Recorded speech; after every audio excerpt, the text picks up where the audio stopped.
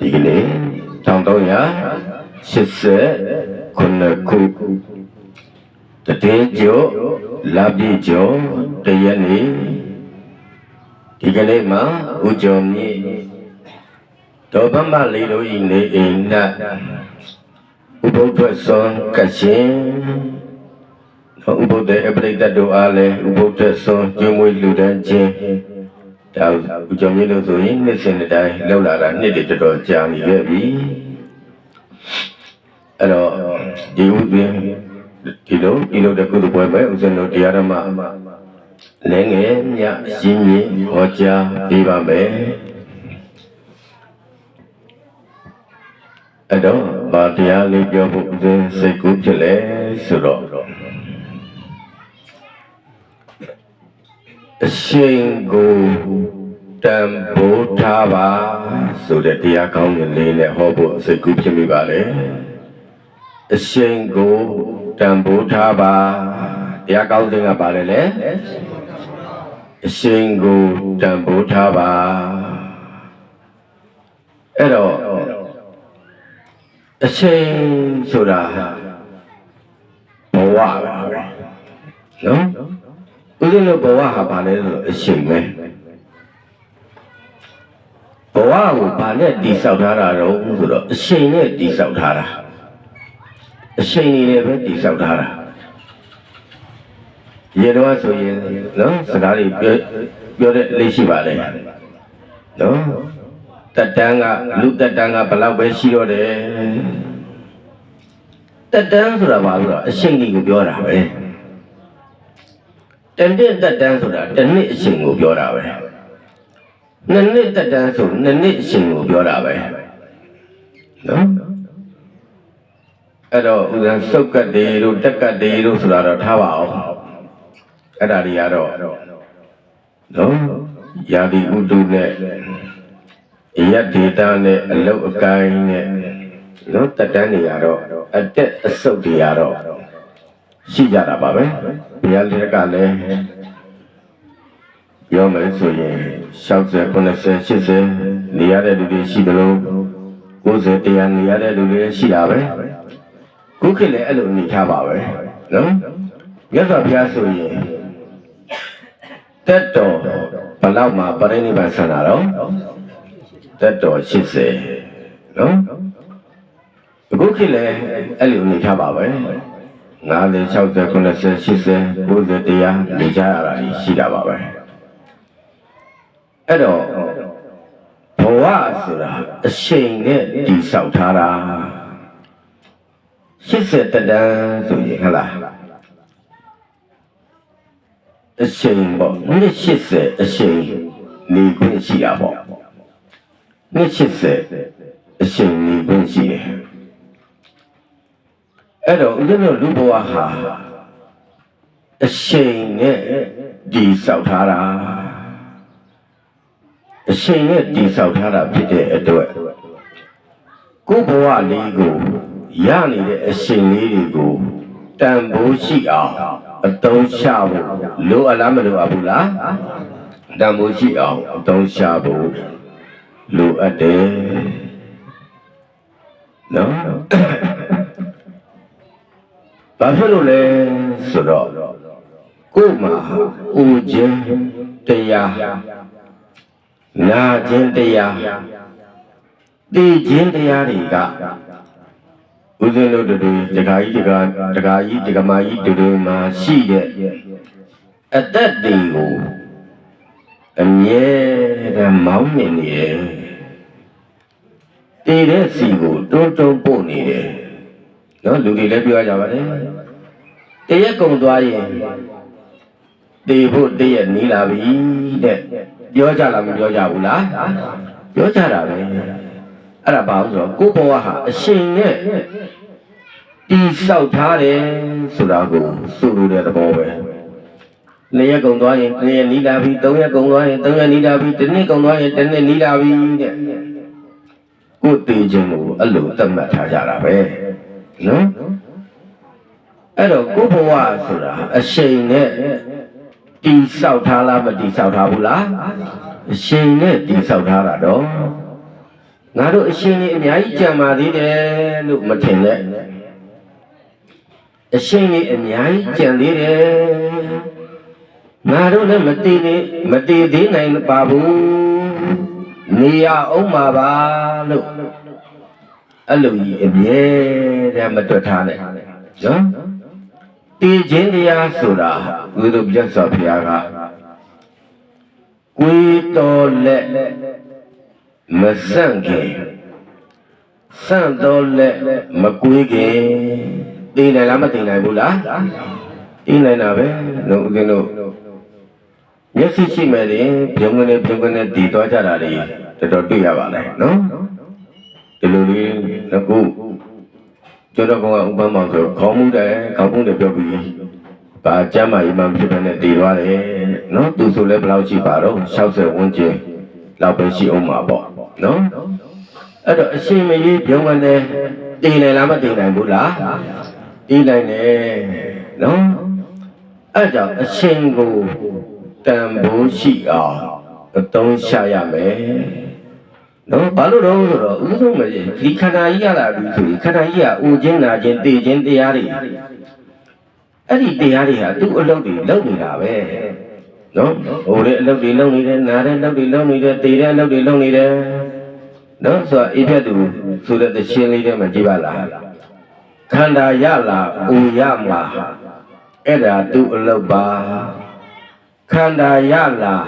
အိုရမှာအဲ့ဒါသူ့အလုပ်ပါခန္ဓာရလာသိရမှာအဲ့ဒါသူ့အလုပ်ပါဩသူ့အလုပ်သူလုပ်နေတာဘုရားတို့ခန္ဓာကနော်အချိန်တိုင်းငယ်ရနေကြည်လာမယ်ကြည်ရနေအိုလာမယ်နားလာမယ်သိလာမယ်ဒါဒီသဘောအတိုင်းပဲသွားတင်ကြမှာပဲနော်ဦးဇင်းတို့ဓမ္မပဒကာရလေးပဲဗာပြောထားလဲယထာတတိနခောပါလော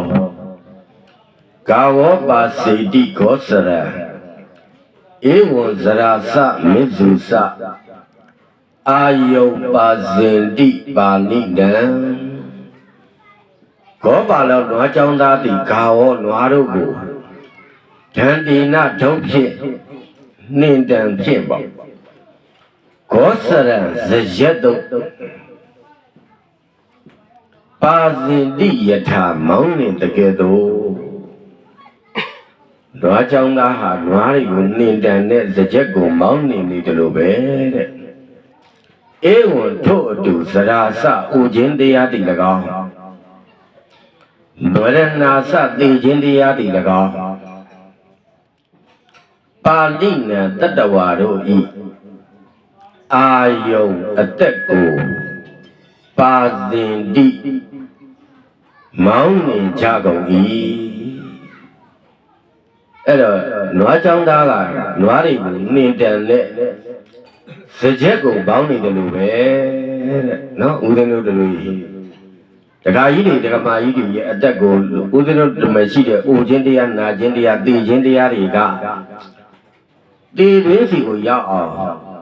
လူတွေကိုတဲ့မောင်းနေလားမမောင်းနေဘူးလားမောင်းနေတယ်နော်မောင်းနေတယ်ကဲဦးဇင်းတို့ဘယ်လောက်ထိမောင်းခံထားရပြီတော့တွက်ကြည့်လိုက်ပေါ့ဒါတက်တန်းအားဖြင့်ဦးဇင်းတို့အသက်80နေရမယ်ဆိုပါတော့အသက်80နေရမယ်ဆိုရင်ဒါတက်တန်းနဲ့တွက်တာတော့ဒီကြားထဲမှာပြုံးကနေတည်တာနဲ့တွက်တာမဟုတ်ဘူးတက်တန်းနဲ့တွက်ပဲဆိုရင်ကဲအသက်80ဆိုရင်အသက်40ဆိုရင်ခရီးဘယ်လောက်ရောက်သွားပြီတော့ကြောင်ခရီးဘယ်လောက်ရောက်သွားပြီတော့ကိုမြင်အေးခရီးဘယ်လောက်ရောက်သွားပြီတော့ကားတော့နော်ခုကိုမြင်အသက်ဘယ်လောက်ကျော်ရတော့60ဆိုတော့80ဆိုတော့4ပုံပုံရင်ဘယ်နှပုံကျသွားပြီတော့3ပုံကျသွားပြီနော်ကိုမြင်4ပုံ3ပုံကျသွားပြီနော်3ပုံကုန်သွားပြီ1ပုံမဲကျန်တော့တယ်ကိုကြောင်မြင်ဘယ်နဲ့လဲတော့60နဲ့ကပ်ပြီကိုကျော်ပင်လည်း3ပုံသွားပြီနော်ဦးဇင်းတို့လည်း55နော်ဦးဇင်း32ခုသားဆို55ဆိုတော့ဦးဇင်းတို့လည်း3ပုံ2ပုံနဲ့နေပြီ နော်နင်းနေပြီဒီမှာတိတ်မကြံတော့ဘူးတက်80ပြည့်ကိုအစိတ်ပဲကြံတော့တယ်နော်ကိုကြီးက20ပဲကြံတော့တယ်ကိုကျော်မြင့်ကလည်း20ပဲကြံတော့တယ်နော်ကဲကိုပြည့်သေးကဘယ်လောက်တော့58သူလည်း2ပုံပဲကြံတော့တယ်နော်3ပုံသွားပြီဂိုင်းဥမောင်လေး ဂိုင်းဥမောင်လေး88ဆိုတော့နှစ်ပဲကြံတော့တယ်ဂိုင်းတက်တန်းအားဖြင့်ပြောတာပါနော်တက်တန်းအားဖြင့်ပြောတာပါနော်အဲ့တော့80ဆိုရင်တော့ငါတို့အသက်တွေနော်တော်တော်အမောင်းခံထားရပြီနော်အမောင်းခံထားရပြီအဲ့တော့နော်ကိုယ့်ရဲ့ကြံတဲ့တက်တန်းလေးကိုတွက်ကြည့်ပြီးတော့အဲ့ဒီကြံတဲ့တက်တန်းလေးမယ်မိမိတို့အကျိုးရှိတဲ့အချိန်လေးတွေဖြစ်အောင်အသုံးချဖို့လိုအပ်လားမလိုအပ်ဘူးလားနော်အဲ့တော့ဆရာကြီးဦးအောင်တင်ကသူ့ရဲ့တပည့်လေးတယောက်ကဒါပြောလဲဆိုတော့ဆရာတဲ့ကျမအိမ်တောင်ဘက်ကိုရွေးချယ်မယ်ဆိုရင်ဘယ်လိုကြည့်ပြီးတော့ရွေးချယ်ရမလဲလို့ဆရာကြီးဦးအောင်တင်ကသူ့တပည့်မလေးကမေးတော့ဘာကြည့်ပြီးရွေးချယ်ရမလဲဆိုရင်တဲ့ကိုရွေးချယ်မဲ့လူဟာအားလက်တဲ့အချိန်မှာအချိန်ကိုဘယ်လိုအသုံးချတော့ကြည့်ပေါ့တဲ့သူအားလက်တဲ့အချိန်မှာအချိန်ကိုအကျိုးရှိအောင်အသုံးချရင်အဲ့ဒီလူဟာလူတော်လူကောင်းဖြစ်ဖို့များတယ်နော်ကိုလုံးနေတဲ့အချိန်ကိုတော့မကြည့်နဲ့အောင်အလုပ်ပဲနဲ့အားလက်နေတဲ့အချိန်မှာအဲ့ဒီသူဟာအရှင်ကိုဘလို့အသုံးချတော့ဆိုတာကြည့်ပေါ့တဲ့အဲ့လိုအားလက်တဲ့အရှင်ကမယ်နော်ရုပ်ဝိုင်းသွားနေတာလားသူများအိမ်ကြီး၆လဲပြီးတော့အတင်းဖြစ်နေပြောနေတာလားနော်အဲ့တော့ဖဲဝိုင်းနေမဲ့အရှင်ကုန်နေတာလားအရက်ဝိုင်းနေမဲ့အရှင်ကုန်နေတာလားအပြင်းတင်းနေပြောပြီးတော့အရှင်ကုန်နေတာလားအဲ့တော့အားလက်တဲ့အရှင်လေးတွေမဲ့ဘလို့အသုံးချလဲဆိုတာကိုကြည့်ပေါ့တဲ့နော်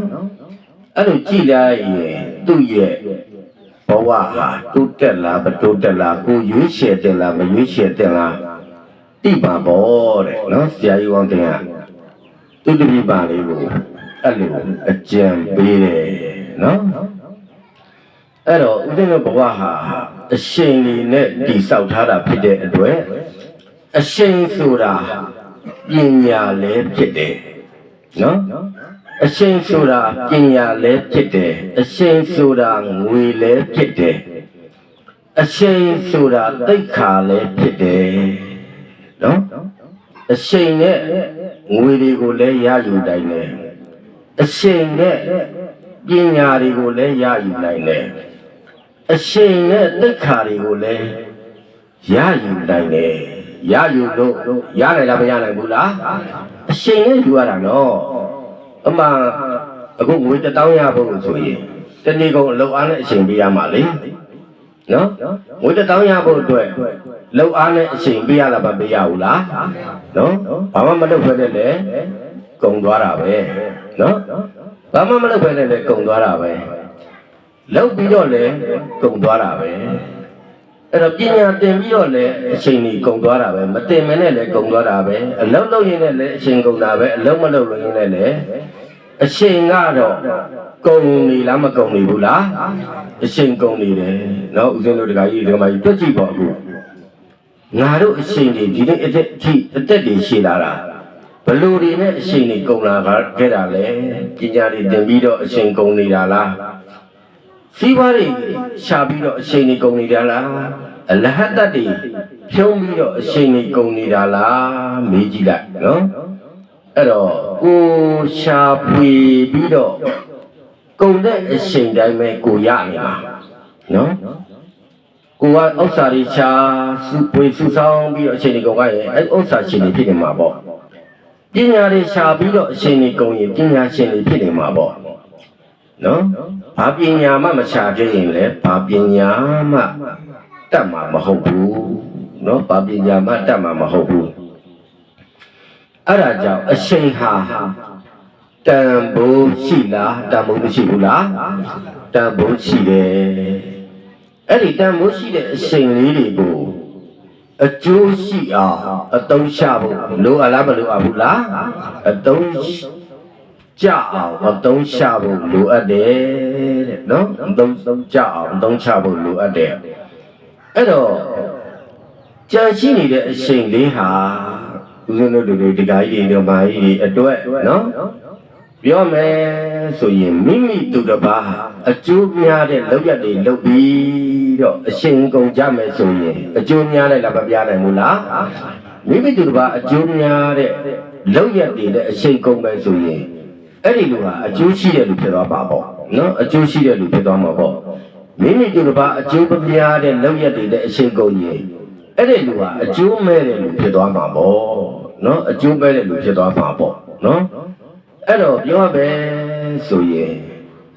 မိမိသားစုရောမိမိပတ်ဝန်းကျင်ရောစိတ်ရှမ်းတာဖို့ဆိုတာအရှိန်လေးကိုအကျိုးရှိအောင်အသုံးချဖို့လိုအပ်လားမလိုအပ်ဘူးလားအရှိန်လေးကိုအကျိုးရှိအောင်အသုံးချရင်မိမိသားစုလည်းငြိမ်းချမ်းတာပဲမိမိလည်းငြိမ်းချမ်းတာပဲအရှိန်လေးကိုအကျိုးရှိအောင်အသုံးမချဘူးဆိုရင်မိမိလည်းမငြိမ်းချမ်းဘူးမိသားစုတွေလည်းမငြိမ်းချမ်းဘူးမိမိပတ်ဝန်းကျင်လည်းမငြိမ်းချမ်းနိုင်ဘူးတဲ့နော်မငြိမ်းချမ်းနိုင်ဘူးအဲ့ဒါကြောင့်မိမိကြံရှိနေတဲ့အရှင်လေးတွေကိုအကျိုးရှိအောင်အသုံးချလိုက်မယ်ဆိုရင်ကိုလည်းကြည်တတ်တာပေါ့နော်ကိုလည်းကြည်တတ်တယ်နေရထိုင်ရတာလည်းစိတ်ချမ်းသာတာပေါ့နော်အဲ့ဒါကြောင့်ဦးဇင်းတို့မင်္ဂလာတုတ်ပါအတ္တတမပဏိတိတဲ့မိမိကိုယ်ကိုကောင်းအောင်ထိန်လို့မတိန်စေနဲ့စောက်တီးလေကိုကောင်းအောင်ထိန်ပြီးတော့နေရမယ်နော်ကောင်းအောင်ထိန်ပြီးတော့နေရမယ်အဲ့ဒါကိုအတ္တတမပဏိတိလို့ပြောတာနော်ကိုကောင်းအောင်မထိန်ရင်အဲ့ဒီလိုမှာအသုံးပုံဝင်အသုံးမကျတဲ့လူဖြစ်သွားလိမ့်မယ်နော်အသုံးမဝင်အသုံးမကျတဲ့သူဟာကိုလည်းဒုက္ခပေးတယ်ကိုမိသားစုကိုလည်းဒုက္ခပေးလားဒုက္ခမပေးဘူးလားဒုက္ခပေးတယ်နော်အဲ့ဒါဆိုတာအဲ့ဒီလူဟာတန်ဖိုးမဲ့တဲ့လူဖြစ်သွားတယ်နော်မိသားစုအတွက်အသုံးမဝင်အသုံးမကျတဲ့လူဟာတန်ဖိုးမဲ့လားတန်ဖိုးမမဲ့ဘူးလားတန်ဖိုးမဲ့သွားတာပဲတန်ဖိုးမဲ့ရင်မိသားစုဝင်ဖြစ်နေလို့သာငါလက်ခံထားရတာအဲ့လိုဖြစ်သွားမှာပေါ့အဲ့တော့တန်ဖိုးရှိတဲ့လူဆိုရင်သူဆုံးရှုံးသွားမှာကိုကြောက်နေကြမှာနော်တန်ဖိုးရှိတဲ့လူတရားဆိုရင်ဆုံးရှုံးမှာကြောက်လားမကြောက်ဘူးလားမိသားစုတွေမကဘူးရက်ရောကလည်းဆုံးရှုံးမှာကြောက်တာပဲတန်ဖိုးမဲ့တဲ့လူတယောက်သာဆုံးရှုံးသွားပြီဆိုရင်သွားပြီကောင်းတယ်တည်သွားတာနားအေးတယ်ကွာလူတွေကိုဒုက္ခပေးနေတဲ့အကောင်ဆိုပြီးတော့နှမျောလားမနှမျောဘူးလားဘယ်နှမျောအားကြောင့်ပြောတာလေလူတွေကသေမလုံးပါကွာပြောကြလားမပြောကြဘူးလားအဲ့တော့ကိုယ့်ရဲ့ကြံနေတဲ့အချိန်လေးကိုတန်ဖိုးရှိအသုံးချမယ်ဆိုရင်နော်သေတောင်မှမမေ့နိုင်တဲ့လူတွေဖြစ်နိုင်မယ်ကိုကြံရှိနေတဲ့အချိန်လေးကိုကောင်းအသုံးမချဘူးဆိုရင်တော့ဘယ်လိုလူဖြစ်မှာတော့သေမလုံးလူဖြစ်ပါနော်အဲ့တော့သေပြီးတော့လွတ်တတဖြစ်နေတဲ့လူဖြစ်အောင်ကြိုးစားဖို့လိုတယ်သေမလုံးဖြစ်နေတဲ့လူဖြစ်အောင်မဖြစ်အောင်နေဖို့လိုအပ်လားမလိုအပ်ဘူးလားသေမလုံးမဖြစ်အောင်နေကြရမယ်နော်သေမလုံးသမားတွေဖြစ်သွားပြီဆိုရင်တော့အဲ့ဒီသူဘဝဟာရှင်လျက်နဲ့သေနေတာနဲ့အတူတူပဲနော်သေမလုံးဖြစ်နေတဲ့ဘဝရှင်နေတာနဲ့သေနေလားမသေနေဘူးလားသေနေတာပဲလူတွေလည်းပြောကြဒီကောက်ပေါ့ကြီးတော့သေပါပြီကွာဒီကောက်ဘဝကြီးကသေပါပြီကွာဆိုတာဘဝသေတယ်ဆိုတာလူကြီးသေတာကိစ္စမရှိဘူးရှင်နေရဲ့နဲ့ဘဝသေသွားပြီဆိုရင်တော့နော်အဲ့ဒီလူအတွက်ကတော့မကောင်းတော့ဘူးနော်ရှင်လျက်နဲ့ဘဝသေနေတဲ့လူဖြစ်အောင်ကြိုးစားဖို့လိုအပ်လားမလိုအပ်ဘူးလားရှင်လျက်နဲ့ဘဝသေသွားပြီဆိုရင်သွားပြီနော်ဦးဇင်းတို့စာရိပ္ပလည်းရှိတယ်လေဇာတိပိဒုက္ခဇာတိပိဒုက္ခသရပိဒုက္ခဇာတိပိဒုက္ခဇာတိပိဒုက္ခဗရဏံပိဒုက္ခမရဏံပိဒုက္ခတေတာဒုက္ခလို့ပြောတာ တေတာဒုက္ခဆိုတာလူကြီးတည်သွားတာကိုဒုက္ခလို့ပြောတာမဟုတ်ဘူးနော်လူကြီးတည်သွားရင်တော့တည်သွားတာဒုက္ခတော့ငြင်းသွားလို့ဦးမယ်နော်မရတံပိဒုက္ခဆိုတာလူပတိပဲတဲ့ဘဝတည်နေတဲ့ဒုက္ခကိုပြောတာဘဝမရှင်းတန်တော့ဘူးပေါ့နော်ဘဝကမကောင်းမှုတွေနဲ့နေရင်ရှင်းတန်လားမရှင်းတန်ဘူးလား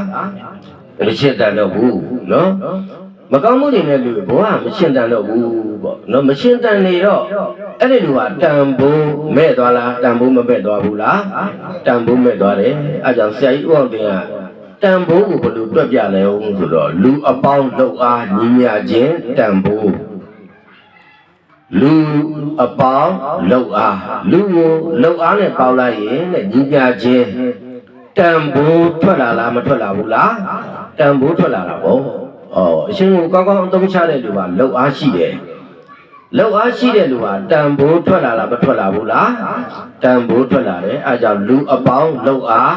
ညီမြခြင်းတန်ဖိုးတဲ့နော်အဲ့ဒါလို့တန်ဖိုးရှိအောင်နေထိုင်ကြဖို့လိုအပ်လားမလိုအပ်ဘူးလားအဲ့တော့ကိုယ့်ရဲ့ဘဝမှာတိလသမာဓိပညာဆိုတဲ့နော်သိက္ခာ၃ပါးရင်းနဲ့ကိုယ့်ဘဝကိုပေါင်းဆက်လိုက်ပဲဆိုရင်အဲ့ဒီလူဟာတန်ဖိုးရှိတဲ့လူဖြစ်တယ်လားမဖြစ်နိုင်ဘူးလားတော့တိလတွေမရှိပညာတွေမရှိတမာတိတွေမရှိပဲနဲ့အဲ့လိုတိလပြက်တမာတိပြက်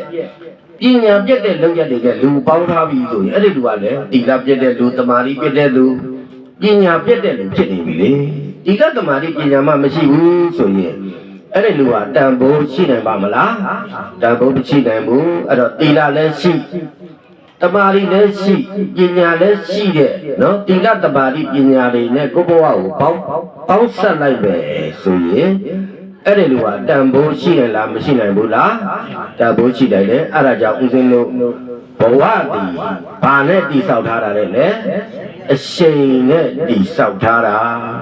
အဲ့ဒီကြံတဲ့အရှိန်လေးမှာဦးဇင်းတို့ဘဝကိုတိလတမာတိပညာတွေနဲ့ပေါင်းဆက်ပြီးတော့နော်မိမိအတွက်အတုံးကြမိမိမိသားစုအတွက်အတုံးကြမိမိရရွာအတွက်အတုံးကြတဲ့နော်အဲ့တော့ကိုယ်ဘဝမှာတန်ဖိုးရှိတဲ့လူတွေဖြစ်အောင်နေထိုင်ကြဖို့လိုအပ်လားမလိုအပ်ဘူးလားနော်လိုအပ်တယ်အဲ့ဒါကြောင့်ဦးဇင်းကဟောလိုက်တဲ့တရားလေးခေါင်းစဉ်ကအရှိန်ကိုတန်ဖိုးထားပါအရှိန်ကိုတန်ဖိုးထားဖို့လိုအပ်လားမလိုအပ်ဘူးလားအရှိန်ကိုတန်ဖိုးထားဖို့လိုအပ်တယ်အရှိန်ကိုတန်ဖိုးထားဖို့လို့ဆိုရင်အရှိန်လေးကိုကောင်းတဲ့နေရာတွေပဲအသုံးချဖို့လိုအပ်လားမလိုအပ်ဘူးလားကောင်းတဲ့နေရာမှာအသုံးချဖို့လိုအပ်တယ်အရှိန်လေးကိုမကောင်းတဲ့နေရာပဲအသုံးချလိုက်မယ်ဆိုရင်ကိုယ်တန်ဖိုးရော့သွားလားမရော့သွားဘူးလားကိုယ်တန်ဖိုးရော့သွားတယ်အဲကြောင့်ကိုယ့်ရဲ့တန်ဖိုးတွေမြင့်အောင်ဆိုရင်ကိုယ့်ရဲ့ကြံနေတဲ့အရှိန်လေးတွေကိုကောင်းကောင်းမိမိသူတစ်ပါးအကျိုးများတဲ့လုပ်ရက်တွေလုပ်ပြီးတော့အရှိန်လေးကုန်ကြဖို့အရေးကြီးလားအရေးကြီးဘူးလားအရေးကြီးတယ်လို့သိရှိနားလည်ပြီးတော့အရှိန်လေးကိုကောင်းအောင်အသုံးချကြိုးစားနိုင်ကြတဲ့သူတော်ကောင်းသူပြတ်လောင်းများဖြစ်အောင်ကျင့်သုံးနိုင်ကြပါစေကုန်သတည်း